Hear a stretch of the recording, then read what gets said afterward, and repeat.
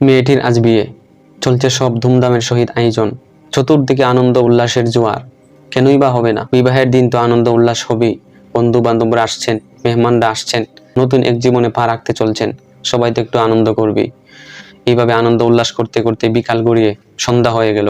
মাগরিবের নামাজের পর তাকে সাজুগুজু করানো হলো, মেকআপ পরিয়ে দেওয়া হলো। এইভাবে এশারের নামাজের সময় হয়ে গেল। মেয়েটি তখন বুঝতে পারলো তার উজু নষ্ট হয়ে গেছে।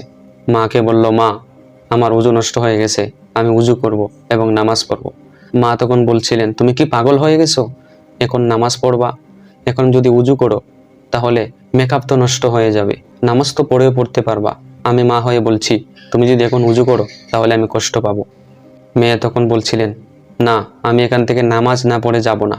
মা হতভম্ব হয়ে বলেন, দেখো, এখন যদি তুমি নামাজ পড়ার জন্য উজু করো তাহলে মেকআপ নষ্ট হয়ে যাবে, সৌন্দর্য চলে যাবে। মেহমানরা আসছেন তোমাকে দেখার জন্য, তো সবাই দেখে তোমাকে হাসাহাসি করবে, মেহমানরা দেখে তোমাকে তুচ্ছ-তাচ্ছিল্য করবে, এটা তো আমাদের জন্য ভালো হবে না। তখন মেয়ে বলছিলেন, মা, তুমি কি সৃষ্টির সৌন্দর্যের কথা ভাবছো? স্রষ্টার কথা কখনো ভাবছো না? আমি যদি নামাজ না পড়ি তাহলে স্রষ্টার কাছে আমি তো অসুন্দর হয়ে থাকবো। আর তুমি তো জানো নামাজের কোনো ক্ষমা নেই, আল্লাহ মাফ করবেন না। মেয়ে কিছুতেই বুঝতে চাইছিল না। শেষ পর্যন্ত মেয়ে উজু করলো, এশারের নামাজের জন্য প্রস্তুতি নিল, যায় নামাজের মধ্যে দাঁড়ালো এশারের নামাজ পড়ার জন্য। যখন রুকুতে গেলেন, সেজদাতে গেলেন, সেজদা থেকে যে আর উঠছেন না, কিভাবেই উঠবেন? হৃৎপিণ্ডে তো থেমে গেছে, তার রূহ তো আল্লাহর কাছে চলে গেছে। ইন্না লিল্লাহি ওয়া ইন্না ইলাইহি রাজিউন। কি সুন্দর মৃত্যু! রবের সাথে কথা বলতে বলতে বিদায় হয়ে গেছে। আল্লাহ তাকে কেমন ভালোবেসেছেন কে জানতো? এটাই তার জীবনের শেষ নামাজ। কে জানতো এত আনন্দ উল্লাসের ভিতরে নেমে আসবে সুখের ছায়া? কেই বা জানতো সবাইকে হাসিয়ে তিনি চলে যাবেন? আল্লাহ তাকে কেমন ভালোবেসেছেন, মৃত্যুর সময় তার সাথে আল্লাহ কথা বলে গিয়েছেন। রবের সাথে তখনই কথা বলা যায় যখন বান্দা সেজদাতে যায়। তখন তার কাছে দুনিয়ার সবকিছু তুচ্ছ হয়ে গিয়েছিল 2 রাকাত নামাজের কাছে।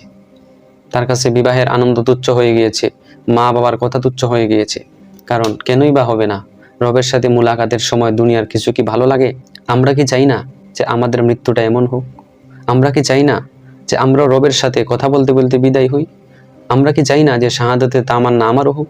আমরা কি এটা চাই না এই মেয়ের যে সৌভাগ্য মৃত্যু হয়েছে আমাদেরও সেটা হোক? এজন্য নিজের জীবন আল্লাহর প্রতি ভরসা রাখা উচিত।